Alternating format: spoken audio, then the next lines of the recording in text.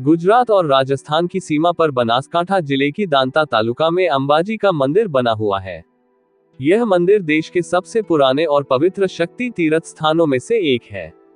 ये शक्ति की देवी सती को समर्पित 51 शक्तिपीठों में से एक है।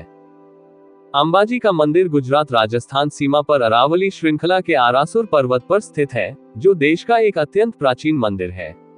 यह मंदिर लगभग 1200 साल पुराना है। सफेद संगमरमर से बना ये मंदिर बेहद भव्य है। मंदिर का शिखर 103 फीट ऊंचा है। शिखर सोने से बना है। ये मंदिर की खूबसूरती बढ़ाता है। यहाँ विदेशों से भी भक्त दर्शन करने आते हैं। ये 51 शक्तिपीठों में से एक है, जहाँ मां सती का हृदय गिरा था। अंबाजी मंदिर की कथा सदियों पहले की है, जब देवी सती, भगवान शिव की पत्नी, ने अग्नि में कूदकर अपनी जान दे दी थी।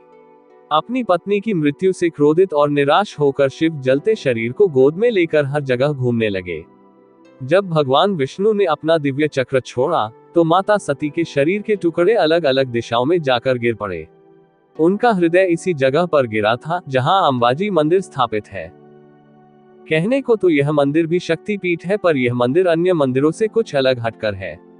इस मंदिर में मां अंबा की पूजा श्रीयंत्र की आराधना से होती है, जिसे सीधे आंखों से देखा नहीं जा सकता। यहाँ के पुजारी इस श्रीयंत्र का श्रृंगार इतना अद्भुत ढंग से करते हैं कि श्रद्धालुओं को लगता है कि मां अंबा जी यहाँ साक्षात विराजमान है। इसके पास ही पवित्र अखंड ज्योति जलती है, जिसके बारे में कहते हैं कि यह कभी नहीं बुझी। अंबाजी माता मंदिर भारत के सबसे प्राचीन और प्रमुख धार्मिक स्थलों में जाना जाता है। आपको बता दें, माता सती का हृदय अरावली पर्वत श्रृंखला पर स्थित अरसूरी पहाड़ी पर जा गिरा था, जहां आज ये मंदिर स्थापित है। ये मंदिर मां दुर्गा के 51 शक्तिपीठों में शामिल है। हर साल हजारों की संख्या में श्रद्धालु माता के दर्शन करने के लिए अंबाजी मंदिर आते हैं। खास रूप से यहाँ भाद्रवी पूर्णिमा, नवरात्रि और दिवाली के दिनों में भक्तों की सबसे ज्यादा भीड़ देखने को मिलती है। ये जगह जंगलों से घिरे रहने की वजह से श्रद्धालुओं को आध्यात्मिकता के साथ साथ प्राकृतिक नजारों का भी एक अच्छा खासा मिश्रण पेश करती है। अंबाजी मंदिर के आसपास कई पर्यटन स्थल भी मौजूद हैं, जहां लोग माता के दर्शन करने के बाद घूमने के लिए जा सकते हैं। गुजरात के बनासकांठा जिले में मौजूद अंबाजी मंदिर दुर्गा माता का सबसे लोकप्रिय मंदिर है। इस मंदिर के लिए भक्तों में इतनी अपार श्रद्धा है कि यहाँ विदेश में रहने वाले गुजराती भी मां अंबाजी के दर्शन करने के लिए आते हैं।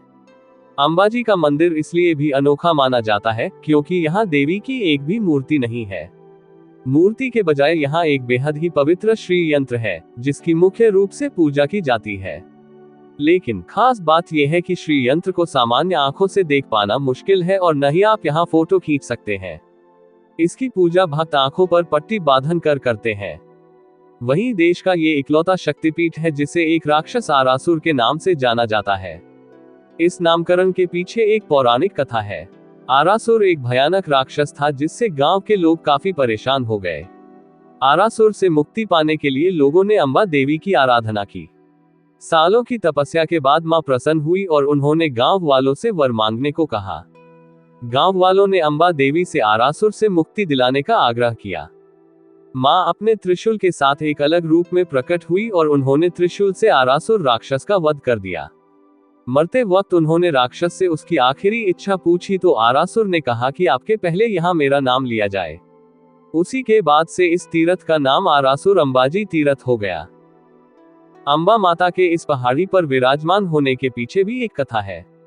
गुजरात के राजा को माउंट आबू के आरासुर अंबाजी तीर्थ में विशेष आस्था थी और वो उनके दर्शन के लिए गुजरात से रोज मीलों दूर पैदल जाते थे। एक दिन उन्होंने मां से प्रार्थना की, मां मुझे काफी दूर चलकर आपके दर्शन के लिए आना पड़ता है, आप मेरे घर के पास चलकर स्थापित हो जाए ताकि मुझे दर्शन करने में सहूलियत हो। मां ने महाराजा की बात मान ली, लेकिन उन्होंने एक शर्त रखी। मां ने कहा, तुम जहां चाहोगे मैं स्थापित हो जाऊंगी, लेकिन मैं तुम्हारे पीछे पीछे चलूंगी। अगर तुमने मुझे पीछे मुड़कर देखा तो मैं वहीं स्थापित हो जाऊंगी। गुजरात के महाराजा ने मां की ये बात मान ली। राजा आगे आगे चलने लगे और माता पीछे पीछे। रास्ते में एक जगह राजा को इस बात का शक हुआ कि मां आ रही है या नहीं। गुजरात का हिस्सा अभी काफी दूर था। जैसे ही उन्होंने पीछे मुड़कर देखा, मां राजस्थान की सीमा से बाहर गुजरात में ही स्थापित हो गई, क्योंकि राजा ने शर्त का उल्लंघन किया था। उसके बाद से राजा ने माता का मंदिर वही बनवा दिया, जिसके बाद से ये तीर्थ अंबादेवी मंदिर के नाम से जाना गया। यहाँ रोपवे के जरिए माता के दर्शन होते हैं। अंबाधाम में अंबाजी का मेला भी लगता है, जिसमें भारी भीड़ उमड़ती है। गुजरात में ये तीर्थ गब्बर अंबाजी तीर्थ के नाम से जाना जाता है। दोनों स्थान की महिमा अपरंपार है, जहां नवरात्र में भारी श्रद्धालुओं का जमावड़ा लगता है। मंदिर सफेद संगमरमर से बना है, जिसमें सोने के शंकु है। प्रवेश करने के लिए एक मुख्य द्वार और बगल में एक और छोटा दरवाजा है। मंदिर के गर्भगृह को चांदी के दरवाजों से सुशोभित किया गया है। कक्ष के अंदर एक गोख या आला है, जिसे दीवार में लगाया गया है, जिस पर पूजा करने के लिए पवित्र ज्यामितीय वस्तु श्री यंत्र स्थापित है। मंदिर के अंदर मूर्ति की अनुपस्थिति इस बात की ओर इशारा करती है कि ये मंदिर प्राचीन समय से है, जब भारत में मूर्ति पूजा प्रचलित नहीं थी। लेकिन फिर भी यहाँ के पुजारी गोख के ऊपरी क्षेत्र को इस तरह से सजाते हैं कि ये इसे कोई भी देवता की छवि के रूप में देख सकता है। अंबाजी मंदिर से थोड़ी दूरी पर एक चौड़ा कुंड है, जिसे मानसरोवर के नाम से जाना जाता है। यहाँ डुबकी लगाना बेहद पवित्र माना जाता है।